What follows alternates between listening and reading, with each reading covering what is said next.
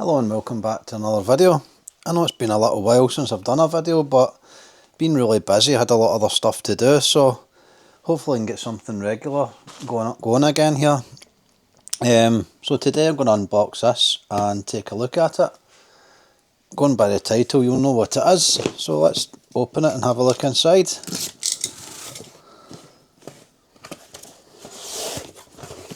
Yep, it is indeed a retro remake SuperStation One.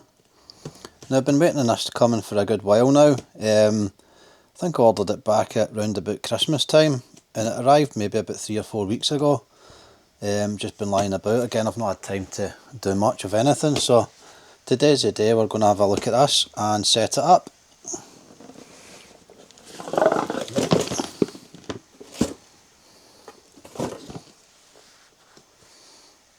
So, as you can tell, it's based on the PS1 console.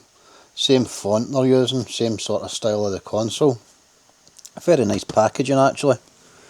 Take a wee look at what it's the box saying.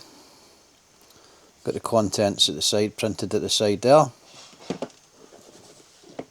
And at the back we've got some Homebrew games that are actually preloaded. I didn't know about that, so that's nice to see. And the side there's some more stuff there. So let's open it up and we'll see what's inside.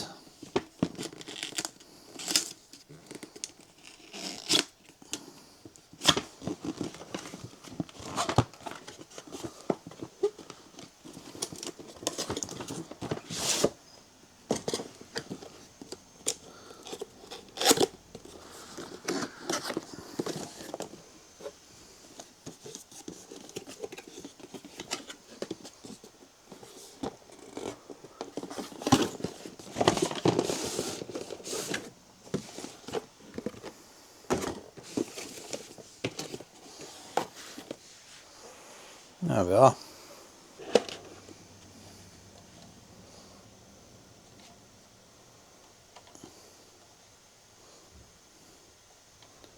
Nice compact size console. Very similar to the size of a PS1 console.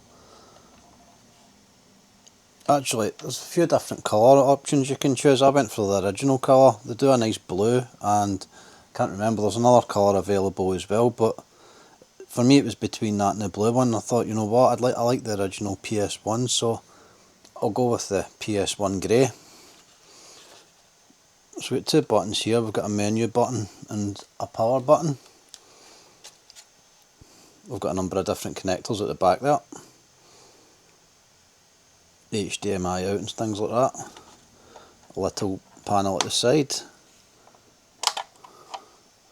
It's got your analog outs on it. Some more panels at the other side. More analog out. That other one must be component, and that's your normal analog out.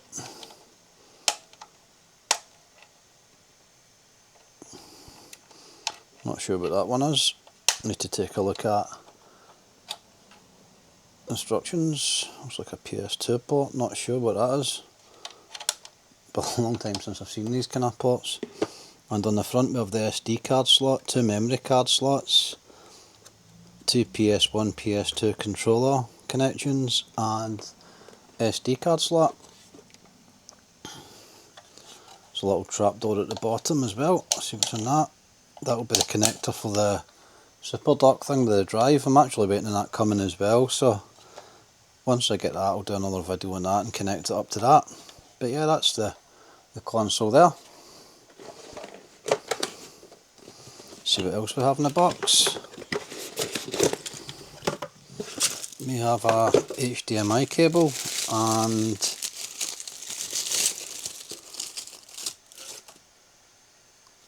a USB-C cable. Now it doesn't come with a USB. There's a little card here, quick start guide. Now it doesn't come with USB power, like the plug for it, but I don't need that anyway. I've got plenty of them, but just so you're aware, it just comes with a cable, not the plug, which is fine really. So So we'll box that back up, put that aside. So it comes with a little 64 gig micro SD card. It's nice of them to include it actually. I wasn't actually expecting that, so that's nice. Now it's based on FPGA, same as the MiSTer. I've got the MiSTer here as well. Reason I bought this, I actually much prefer the form factor of it. I mean, that's doesn't really look much of anything, but the system itself is absolutely amazing. But when I seen this, it's a really nice form factor, and rather than me read out all the technical specifications, I'll put that here, and you can see for yourself the stuff it's got on it.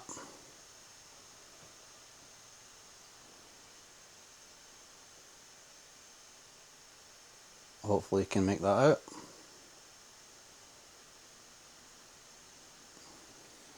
It's good it's got built-in Wi-Fi and Bluetooth.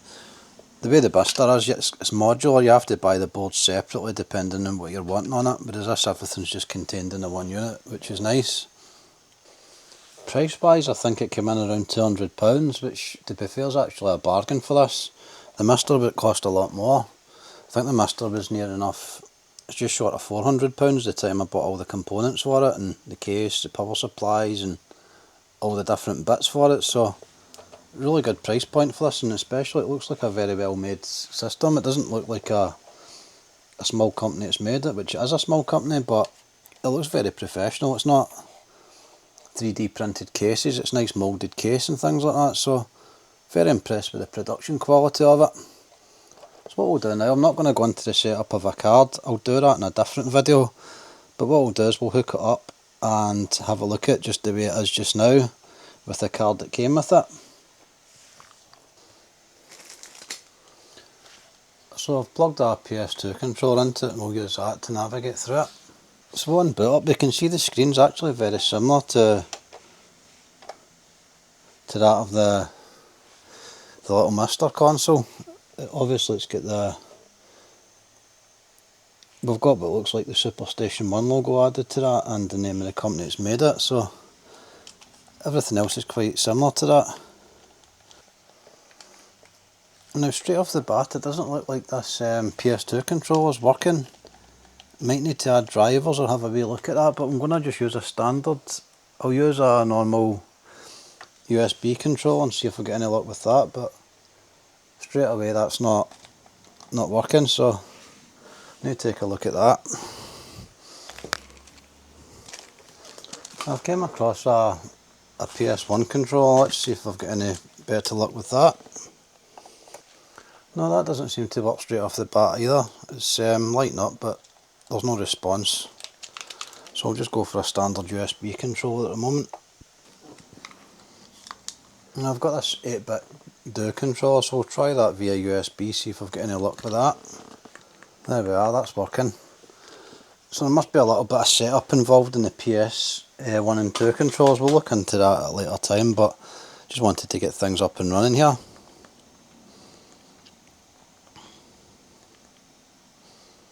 There'll be different scripts and things to run to enable the Bluetooth and other things in different controllers, and also your Wi-Fi as well, from what I remember on the normal MiSTer console. So we'll take a wee look through this. So let's take a look in the Homebrew folder, see if there's anything in there. I believe there's actually a more polished version available, this front end.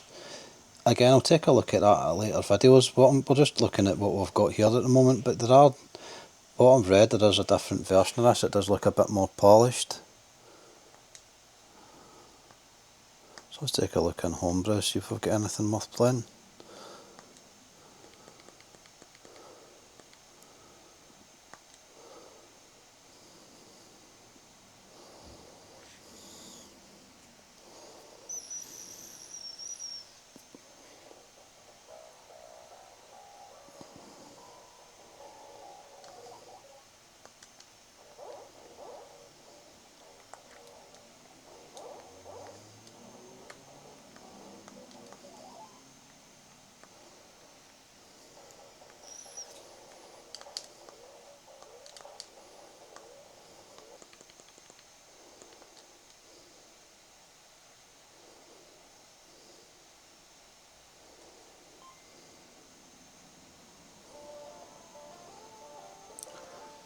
So what we'll do is we'll leave the game stuff as it is there.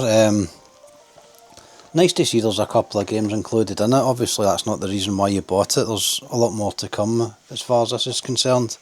But what we'll do is I'll make another video setting up the card and adding other games and things onto it, and we'll take a better look at it then once I've got it set up the way I'd like it.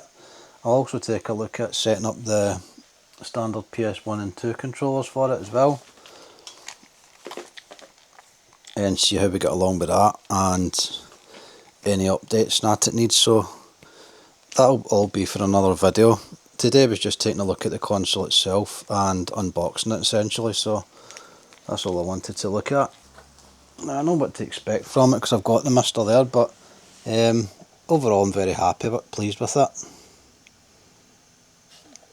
Very nice form factor, everything's set up nice. The only complaint I've got is maybe the only thing I'd say about it though is the power button just feels a little weird to me. It's I don't know what it is, it just doesn't feel, best way to explain it, just doesn't feel right. But apart from that everything seems okay. I mean that feels a bit different but it does work, so that's the main thing. But everything else is perfect. It's very professional looking, and once it's set up properly we'll have hours of fun with this. But thanks again for watching, and we'll see you in upcoming videos. In upcoming weeks I'll put on, in the coming weeks I'll do more videos on this, at least one more video anyway, setting it up and things like that. So thanks again, I'll hopefully see you guys soon. Cheers, bye bye.